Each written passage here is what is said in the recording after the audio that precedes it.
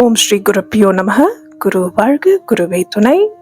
ஸ்ரீ மகா பெரியவா ஆசிர்வாதத்துடன் இன்று நாம் காணவிருப்பது ஸ்ரீ மகா பெரியவாளின் அருள் வாக்கு. பசுக்களை பாதுகாப்போம். உலக உயிர்களின் தாயாக இருக்கும் பசுவை பாதுகாக்க வேண்டியது அனைவரின் அடிப்படை கடமை.